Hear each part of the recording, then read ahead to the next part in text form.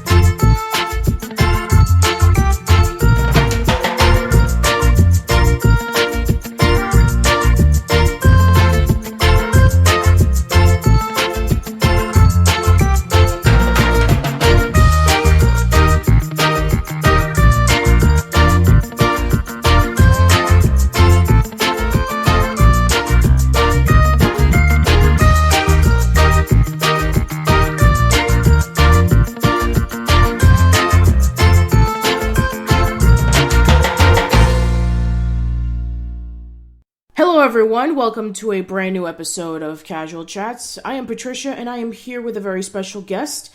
He is the co-host of the Arthur podcast, Elwood City Limits. We have Will Young. Welcome, Will. Thank you very much. I feel very welcome. Thank you. So, I'm actually curious. How did you first get introduced to Arthur? Was it by the TV series or by the books? The TV series is what kind of sticks out to me the most. It could very well be that I read the books when I was younger, but I distinctly remember when I was in, I want to say grade 3 or 4, seeing a commercial on PBS for Arthur. It's like, coming soon. It's this TV show called Arthur. And I was like, that looks kind of interesting. Might as well check that out. And then from the very first episode, I can't confirm this, of course, but I think I would have watched the premiere episode of Arthur on the day that it debuted. And from then on, that was all that needed to be said. I was with Arthur for years and years after that. And that was what really got me into it, and always kind of held a special place in my heart because I'm a kind of nostalgic type of person, and I would look back on that very fondly. It was just a show that I liked for a very long time.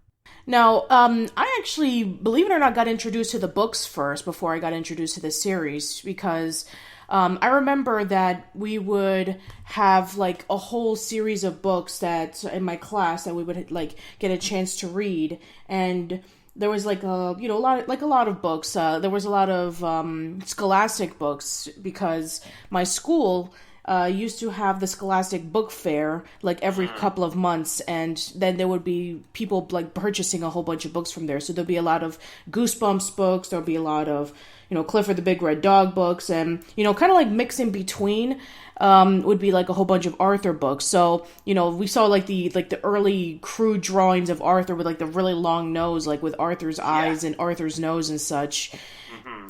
And then I did hear about it on the commercial of PBS. This was probably when I was still watching Where in Time is Carmen Sandiego.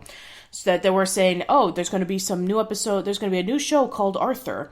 And I was like, oh, this is based off of the books that I know of. And so that's when I first watched it. And, I started following the series until I was probably like around, I would like to say maybe my second or third year of high school. That's when I kind of stopped. But I kind of still like, knew that the show was still going on. I wasn't like one of those people when the 22nd season premiered. It's like, oh, wow, Arthur's still going on? But no, I actually did know that it was still going on.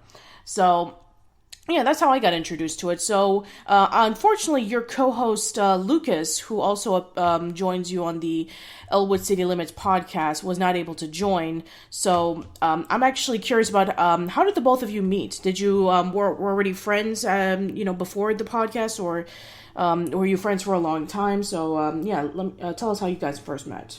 So Lucas and I were both in the same community college program in different years. He was kind of 1 year my junior, so it was a 2-year program called at the time Radio and Television Arts, and we both seeded into radio.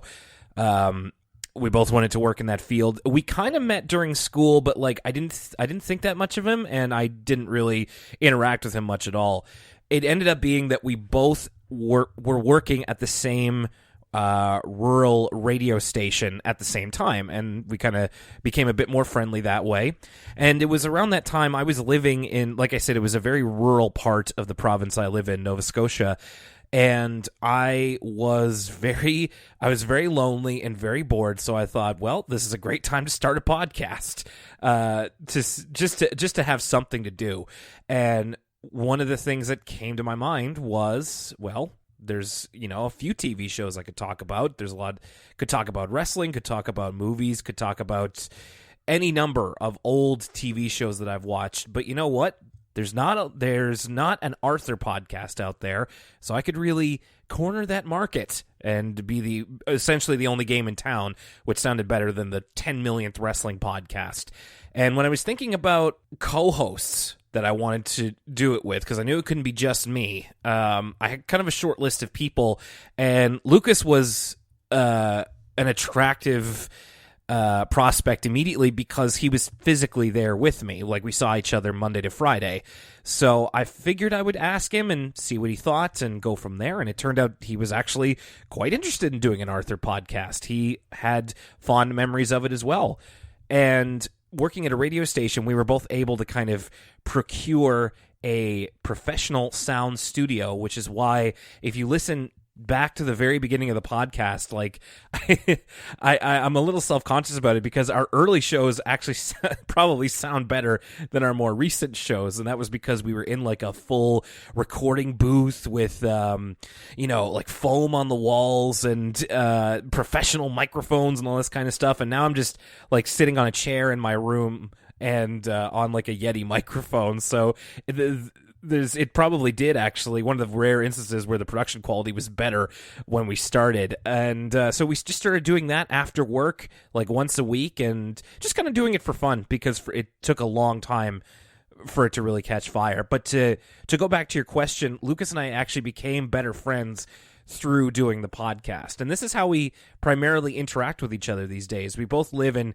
neighboring cities, so we don't see each other very much, but once a week or so, we get to kind of check up on each other and interact through doing the podcast. And we've been doing that for going on 3 years now. When taking the task of covering a major show like Arthur, because as mentioned earlier, it's just recently started its 22nd season, did you have like any expectations of, going back through Arthur? Because I know some people, when it comes to like watching a show, they're kind of a little hesitant to it, saying like, oh, maybe it's not as good as it was when I was a kid. Maybe I shouldn't watch it.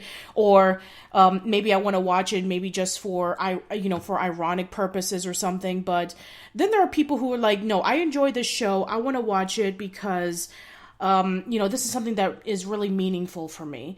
So when going in through the task of, looking back on every single episode of Arthur, what was your mindset at first and how has it changed since then? So when we started, what I wanted to do was to be sincere.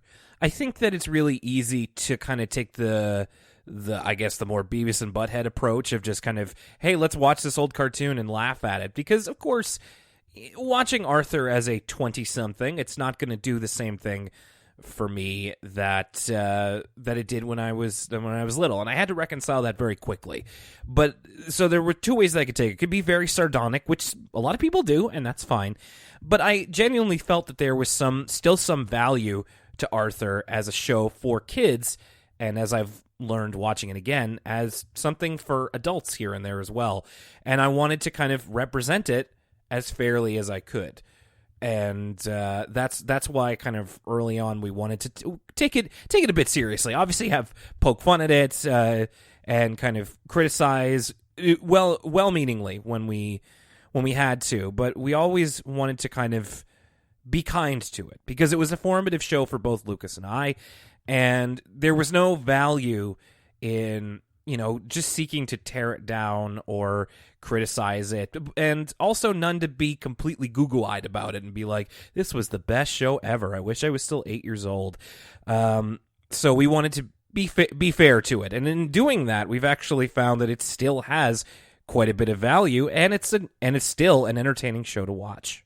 Yeah, it definitely is. It came out at the right time. It came out at the peak of the slice of life era in the 90s, in which there were so many cartoons that came out that was about kids going to school and living normal lives and just being with their friends. And it came out like around the times of Hey Arnold, Recess, The Weekenders, Disney's Doug, and then later on, with Lloyd in Space and Pepper Ann, Braceface, As Told by Ginger, all of that stuff. So, yeah, I definitely can see, it was trying to, ride on the coattails of that particular era because, it was kind of like in a case in which, like, Doug was the first that kind of like kickstarted it because it came on in like 91, and then like right afterwards, like with like Arthur and Hey Arnold, and then a whole bunch of other shows would be coming out at that point. It would kind of like ride into a next wave of these cartoons that would be around for almost a decade until other cartoons started coming out and kind of brought in a sense of, no, this is what's popular now. Those cartoons, nobody really cares about them anymore. So I think that looking back on something like Arthur, where it's just very sincere, especially with the life lessons that it taught and some of the serious topics that it would go into, it's definitely an entertaining show to look back on. Yeah, I agree with you. That's a really good observation. There were a lot of those types of shows around that time, and I feel like that was probably in, now that we have hindsight, we can kind of look back and see what the temperature was and kind of the cultural climate at the time. And it seemed like there were a lot of television shows in general, but also in kids media as a result, that wanted to reflect reality a bit more. It was probably to do at least something with the fact that Generation X was a big talking point, and they kind of famously were very counterculture and kind of wanted to be alternative or not as prescribed or kind of prone to fantasy perhaps as the 80s. Not to say that there weren't any, but there was a certain reflection of reality that they wanted to portray in media. And with the shows that you mentioned, and including Arthur, you're right, there did seem to be a more trend towards perhaps maybe a bit of magic realism, as we've said on the show before, but a certain type of not just reality in terms of like things are more grounded and realistic, but also portraying different types of scenarios. And that's another thing that we really love about Arthur watching it again, is that it is one of those shows that has always been unafraid to portray different realities for kids. And by that I mean there are kids with different religious backgrounds, there are kids with different family situations, there are kids with different economic and living situations, and there are often one-off episodes where they can explore that a lot more in depth. And that's not something that you necessarily find a lot in kids media in general, and Arthur still continues to do that, as we've been seeing recently in the show's run as well. Yeah, like, I would think that for over 10 years, Arthur was, like, the only cartoon of its kind in terms of a kid going to school and living through everyday life, because it was at the point in which, cartoons started to expand and experiment. So, the early 2000s, we had a lot more superhero cartoons. Anime was becoming a lot more popular, and also there was a higher emphasis on action cartoons that a lot of people started to gravitate towards, and like around maybe like the late 2000s with like All Grown Up and such, it was like being one of the last of its kind, and then it pretty much just like kind of petered out and nobody was caring for it anymore. I mean, not even in Japan, they were doing as much of it anymore, because the likes of more dramatic and more supernatural cartoons were coming out, like with Death Note and such. So I think because of cartoons nowadays with the likes of The Loud House and Clarence and Harvey Beaks, that kind of like paved the way of saying, you know what, we've been doing these kind of rambunctious, wild cartoons for over 10 years. I think that maybe there's an audience out there that wants to, calm down and watch something that's very relaxing. Mm-hmm. Yeah, no, it's you paint a very good kind of broad historical picture of how cartoons have changed a lot, but it's funny how Arthur has rolled with those changes and is still on the air as well. You mentioned how in the early 2000s there was a trend towards anime and more action cartoons, and I gotta believe that part of that is that we were growing up for most of the early 2000s in a post 9/11 world, and there was a need and a desire for a lot more escapism. But then you have a show like Arthur. We haven't covered this on our podcast yet, but one that tackled the issue of something as almost all-encompassing within North America as 9/11, with an episode like May 9th, I think it was. Sorry if I got that date wrong. But tackles it in a much less escapist way and a bit more direct, while still keeping it kind of broad. And it shows that despite what the dominant culture kind of wants at a certain time, there will always be room for programming, let's say, that approaches something in a more delicate and nuanced way. And I feel like those are the ones that often stand the test of time, like Arthur does. And another thing that, ever since, I would say like maybe over the past couple of months, I'm sorry. Ever since I was finished with We're in Between, which was an As Told by Ginger weekly podcast that I did with a few friends of mine, was finished, I was like, what more can I do? Because, at that point, I was still doing, a look back on all the Pixar films, and this was before a look back on the DreamWorks films that I'm doing now with my co-host, Arun. I decided that I really wanted to look back on Arthur because I was kind of still in that kick. I've been tossing in my head back and forth for the longest time about maybe doing a new series on my channel about looking back on these slice of life cartoons. But while I was looking at Arthur and then I discovered your show, I it's kind of funny because I did a video on Disney's Doug, and I found out that a lot of the writers who were on Doug, such as Joe Fallon and Ken Scarborough, also worked on Arthur. And that also kind of got me putting two and two together. It's like, oh, I can kind of see that, in which, some of these characters are maybe like little facets of the characters that would be featured in Doug with a mixture of the books, because the dream sequences, for example, that would be showing up in every single episode of Arthur, they were never in the books as far as I can tell. I think that that was carried off from Doug, in which you would have daydreams about Quailman and such. And also, even some of the characters, like if you were to see them like more in detail, like, kind of like the normal kid with Arthur and it's like with Doug, and then you have the best friend with Skeeter and, with Buster and such. So it kind of was a very interesting thing about how, I guess that the writers who worked on Arthur in the earlier seasons were, taking their experiences from Doug and putting into that, which is kind of interesting. Yeah, that really is. That's actually, I was never aware of that myself. I'm not the most, I'm certainly not the authority on Arthur, nor have I ever claimed to be. So that's a really interesting fact, and they do kind of coalesce in really interesting ways, Doug and Arthur, in more obvious and less obvious ways. So I'm glad that you pointed that out. I'm gonna kind of have that in the back of my mind as we continue on here. Yeah, it was just something I figured out. I'm actually planning on doing something on Arthur myself, but, it's just my crazy, nerdy brain that never stops thinking about stuff is just pulling out for some reason or another.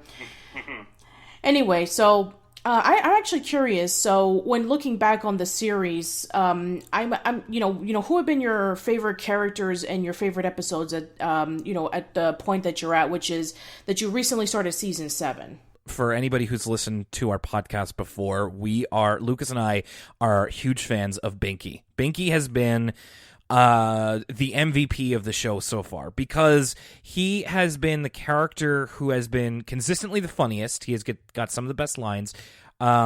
he's also been one of the most developed characters in a strange way. Arthur is a show that kind of resists long-term development, so it can be a little bit frustrating to watch sometimes as an adult viewer. You know, we are used to television shows that kind of grow and mature and change, and you kind of can't do that too much within a kids show that is meant to be more episodic. But you can see, like, you can actually track changes in Binky's behavior, which kind of suggests character growth and almost an arc to who he is, and that kind of makes him the most interesting to watch. So whenever it's a Binky episode, we're like, oh man, it's a Binky episode. We're in for a good one now, and like 9 times out of 10, we usually are. Also, big fan of DW. I'm another thing about reappraising a show as a kid is that you have usually learned to overcome biases that you had when you were young. And of course, when I was young, the most annoying thing in the world to me was a little girl who was smarter than me and funnier than me and put me in my place. So I didn't like DW very much, but now as an adult, I think she's very funny, usually, and just a really good element to have within the show. I also find myself identifying with Arthur a lot. I have trouble with anxiety, and Arthur is so much an anxious type of character that I end up relating to a lot of the problems that he has because of it. And I'll also want to stick up for Fern as well. I think Fern's a wonderful character. I love how she's such a proto-goth, and she's so very one of the more quietly literature-heavy characters on the show, and I think that I really want to see more from her. And those ones immediately stick out as my favorites. Individual episodes, we have kind of season wrap-up episodes at the end of every one, and that's where we list our top 5 favorite episodes. A lot of the ones that I end up going back to, like the farther along we get, and this is probably partly my nostalgia bias coming through, but season 1, and like the more that I kind of go through the show and the kind of less part of my childhood it becomes, I realize just how good it was.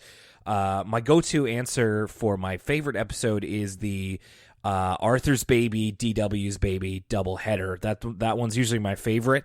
I also really like one that we did in a recent season, Arthur and Los Vecinos. I thought that was a really very interesting, very, very, interesting and effective way to show diversity within the Arthur cast, and of course to kids as well. Yeah, absolutely. I mean, this was like over 10 years before the Loud House was spun over to Los Casa Grandes. Exactly.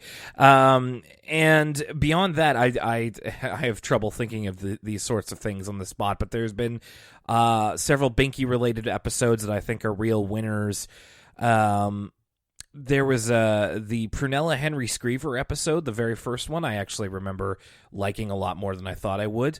But I would say there's a lot within season 1 that stand out to me as all-time classics of the show. But as we go along in the show's run, it's still able to pull those out. Like there are at least a couple within a given season that I'm like, these are all-time part of the Arthur canon that should be recognized as like all-time great episodes. So we're certainly not hurting for them. Now, I'm actually curious, what have been some of your least favorite characters or episodes?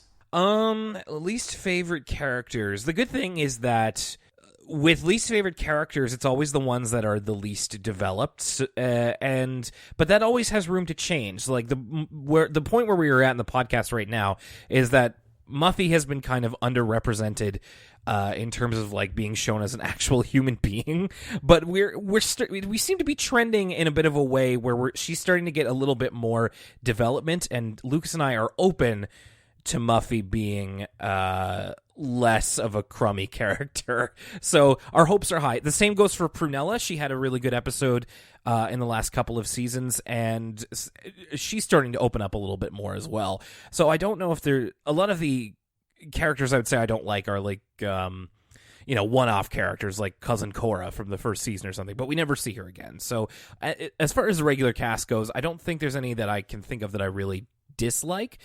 Episodes I dislike, again, I'll kind of speak in generalities because we don't necessarily like to, heavily focus on the negative. We will point it out every now and then, but I find that the ones that don't really hit for me are usually the ones that aren't super funny or super focused, and the ones that any kid's show could do, which, Arthur has a lot of episodes, has a lot of seasons, so they're gonna do those takes on those classic kids show cartoon tropes, and a lot of times it's like Arthur competing with everybody else. And the best is when Arthur knows.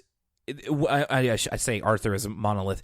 The writers of the show, the creators of the show, and the animators, they know that they can do something that no other cartoon can do. And those are usually the best episodes. The worst ones are when they kind of try and do what everybody else does, and then it kind of ends up just being not even bad necessarily all the time. There have been a couple of bad ones, but unremarkable, I think, is what they usually end up being, and that's disappointing. I don't necessarily want to put the focus on any particular episode, mostly because, again, I'm really bad at thinking of things on the spot, so I can't think of anything right now, but it's definitely had more hits than misses, and the good thing is that whenever we encounter an episode that we don't like, it's like, well, that one was no good, but by the next one, we should be on the upward trend. So it's never enough to kind of, vex us or kind of frustrate us too much. Now, I want to wrap things up, and I want to know, the one final question, and I always say this, I used to always say this when I was doing We're in Between,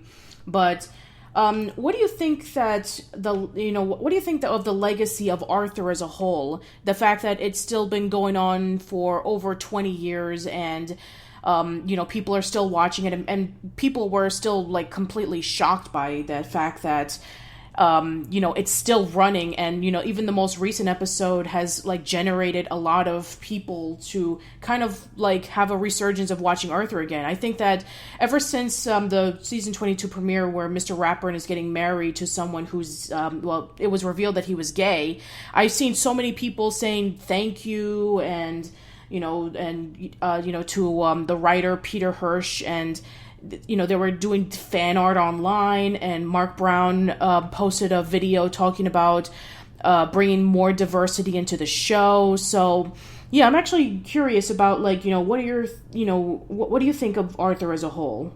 So, it's been on the air since the late 90s and continues to be. And I think that there's something to be said about the properties in entertainment that stick around.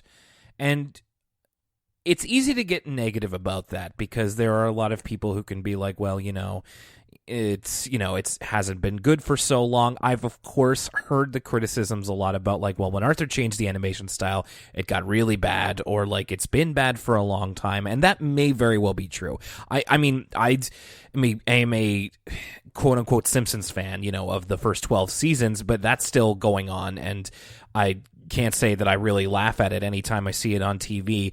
But there is something to be said about the fact that these let's just say television shows that stick around for as long as The Simpsons or Arthur. And I mean, think about that, first of all, that you can mention The Simpsons and Arthur in the same breath as being long-lived television shows. There's something to be said about how the appeal of these shows crosses generations.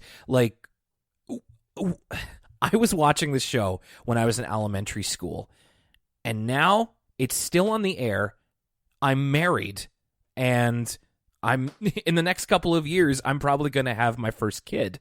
It really is. It's literally passing through generations. And I can only speak to Arthur because having watched it for the last several years, having have it had such a huge part of my life, I can say that it's because it reflects values and ways of treating other people that never, ever go out of style.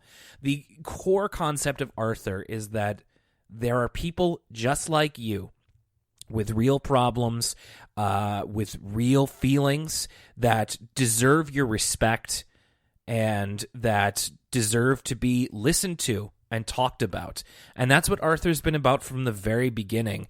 And that has never changed in very real ways. And of course, we can have fun with it. We can be funny about it. Sometimes we can miss the mark. Sometimes we can really hit it. But the core concept of Arthur is, it's when you walk down the street, everybody that you meet has a different point of view. And it's all about respecting those points of view as long as they're, not harmful, and learning from your mistakes and making those mistakes again and continuing to learn from them, apologizing when it's necessary, and respecting people. And I think that those are values that never go out of style. And Arthur has been the one to consistently present that to a younger audience with a kind of dignity, maturity, and respect that a lot of other long-lived shows or entertainment properties in general cannot claim to have. And that is why I think Arthur is as long-lived as it is, and it could pretty much continue to represent those values for as long as it wanted to.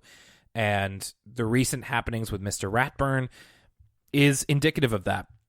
Like, if I don't know, like, there's been mostly blowback from, blowhards on a certain side of the political spectrum who will say this and that about, what are they teaching our kids? They're teaching kids to respect people and love them where they are, no matter who they are, because everyone is fundamentally deserving of respect and love and understanding. So I think that Arthur has always been about that. That's at least what I feel it's always been about. And I feel that's been effectively communicated to me for over 20 years of my life. And that is why it's still here and why it still deserves to be here. Absolutely. I don't think you could have said it any better. So I think that that's a great way to end things off. So, Will, I want to thank you again for coming into the show. I really do appreciate it. Thank you very much for having me. I don't get the opportunity to do many interviews myself, and I really appreciate what you're doing with your YouTube channel and with all of your projects. I think that it's important to look back on the things we love in a critical way, and that's not to tear it down. That's not even necessarily to build it up, but recognize how it was a part of our life and how it formed who we are today. And I think that we need more people like you who are making the effort to be critical, but in a respectful and very creative and interesting way. So I want to thank you for including me as part of that. So once again, please plug and promote your podcast.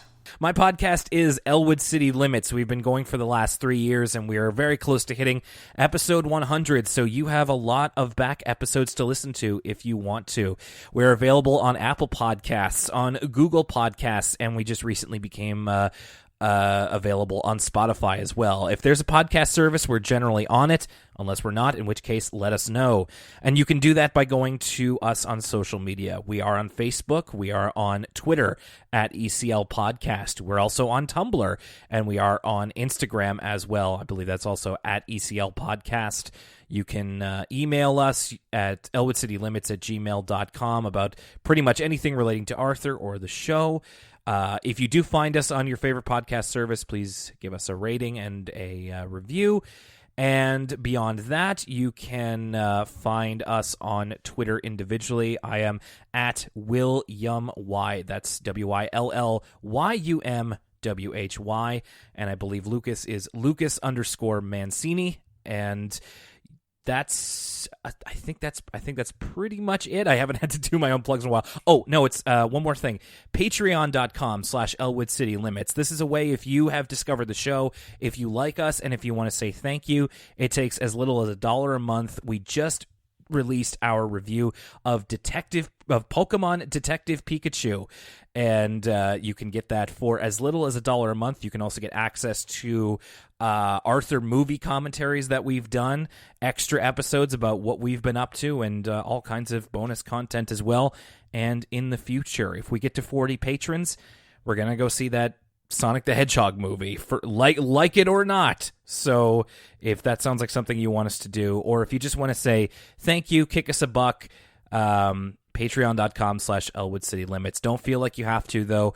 It would mean a lot to us if you just listened to the podcast and rediscovered how cool Arthur is. So, once again, thank you, Will, for coming on by. It has been my genuine pleasure. Thank you very much. So let us know in the comments below about how you first got introduced to Arthur. What were your favorite episodes? Who were your favorite characters? Were you surprised that Arthur's still going on after, over 20 years? Have you seen the recent episode of Mr. Ratburn's wedding? Also, if you are a fan of the Elwood City Limits podcast, then please share off Old School Lane. My channel is youtube.com/pbm717. I have a blog, oldschoollane.blogspot.com. You can follow me on Facebook, facebook.com/oldschoollane. I'm on Twitter, twitter.com at Patty_B_Miranda. And for those who are new to the Elwood City Limits podcast, then, please go check them out. I'll have their links in the description below. So, that's it. I hope to see you around soon, and take care.